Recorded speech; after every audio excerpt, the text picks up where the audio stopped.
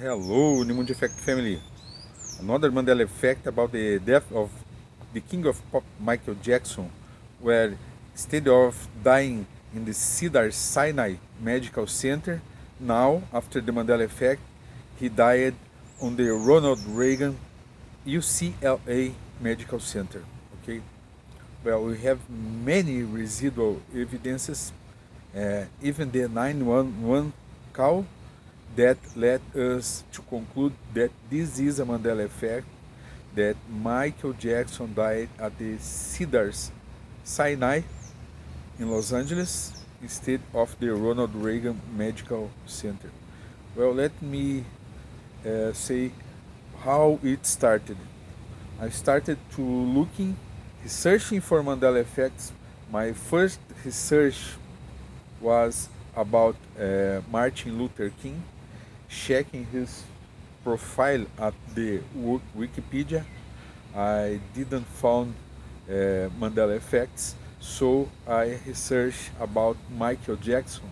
And my first research, in 1 minute searching, I found this Mandela effect, because when I see he died at Ronald Reagan UCLA Medical Center, it's clear that something was not okay, because the relation between Ronald Reagan and Michael Jackson, two stars, one star and president of the United States, okay, but I started to research and found his so profound and even uh, legal proofs, okay, because it comes from the judgment of Dr. Murray, Conrad Murray, who was the doctor who was caring about Michael Jackson and had administered the propofol, who caused the heart attack that killed Michael Jackson. So let's start saying that we have one 911 call release for the judgment of Dr. Conrad Murray. That 911 call coming from the house of Michael Jackson.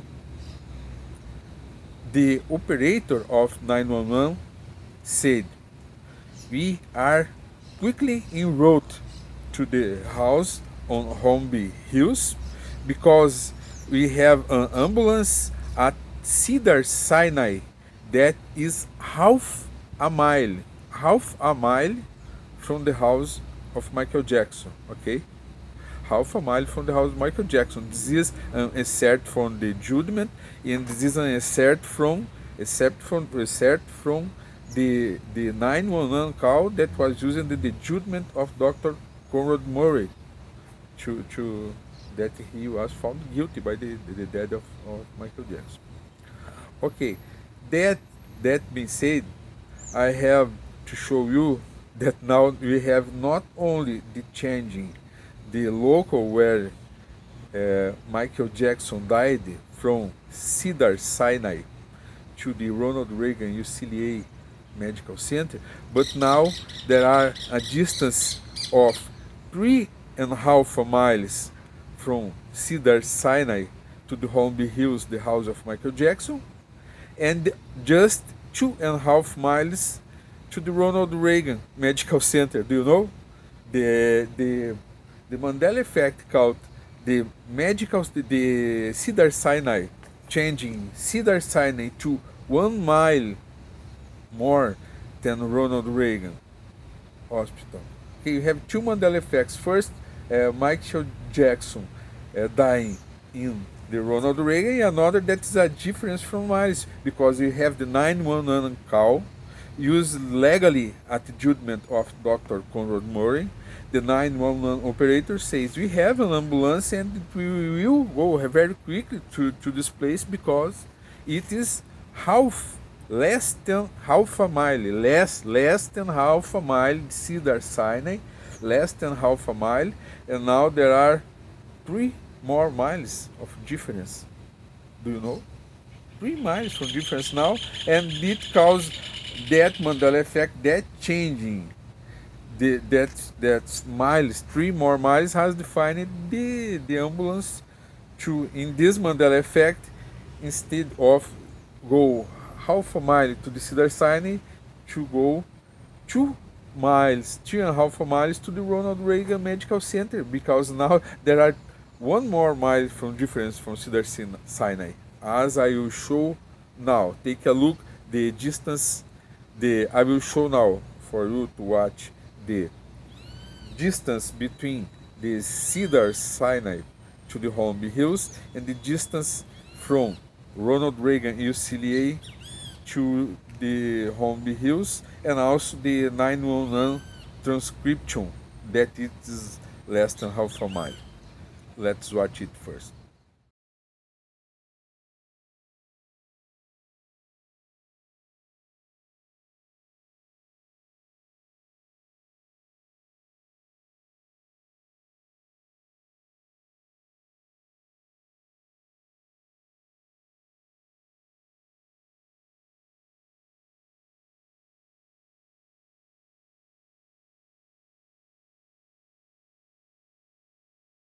So, this is legal proof about Mandela effect. If you have a 911 operator, legal, obtained legally for a judgment of Dr. Conrad Murray, the 911 saying that the Cedars-Sinai hospital was less than a mile, and now it is 3.5 mile, 3.6 miles from the Holmby Hills. Something happened, but we have another legal proof, residual evidence of this Mandela effect, that we have Randy Phillips, that was a producer. He, together with Frank DiLeo. Who was Frank DiLeo? Was the manager of Michael Jackson. Okay, he was the guy in charge of Michael Jackson for everything. He was the manager of Michael Jackson, Frank DiLeo, who died 2 years after Michael Jackson in the Cedars-Sinai, because Cedars-Sinai was the hospital of Michael Jackson. He was treated by the first that incident about the fire on Michael Jackson. He was entering Cedars-Sinai to treat the fire burning his skin. Okay. Elizabeth Taylor died at the Cedars-Sinai, was the best friend of Michael Jackson. Okay, died at Cedars-Sinai, and Frank DiLeo, the manager of Michael Jackson, died at the Cedars-Sinai 2 years after Michael Jackson.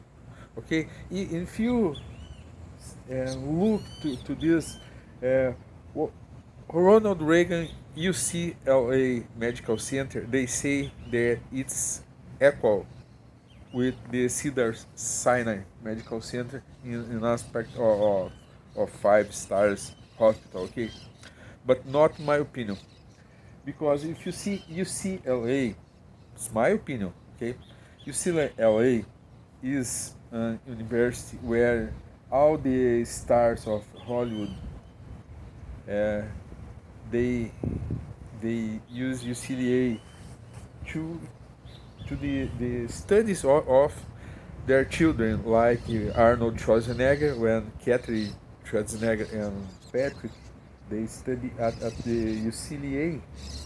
Okay, so if you look, if what do you prefer, to have treated in a hospital where they have a traditional formation, or the hospital at UCLA where they are coming from UCLA, that is traditionally the inner circle of the sons and daughters of the Los Angeles Hollywood team? No, you prefer to not be uh, taken care by those those UCLA. It's my opinion, okay? So let's watch the second part. Uh, Frank DiLeo and Randy Phillips was at the emergency at the Cedars-Sinai when they received the information about the death of Michael Jackson. Do you know? You have it legally at the judgment of Dr. Conrad Murray that those guys, Rand Phillips and Frank DeLeo, that was manager. Frank DeLeo was has died when that judgment of Conrad Murray was in in in effect. Okay, so only Randy Phillips testified because Frank DeLeo was died, and Randy Phillips said that he and Frank DeLeo was at the Cedars-Sinai Emergency Center when they received the notice of the death of Michael Jackson, and Frank collapsed at the emergency of Cedars-Sinai. So if you see that Cedars-Sinai was the hospital of Michael Jackson, not only that, we have an important testimony that doctors of the Cedars-Sinai testimonied at the judgment of Conrad Murray about the propofol, saying about propofol. So the doctors of the Cedars-Sinai was on the judgment. So we don't have another conclusion that this is a very important Mandela effect. Let's take a look at that part of the history about the Dr. Conrad Murray judgment.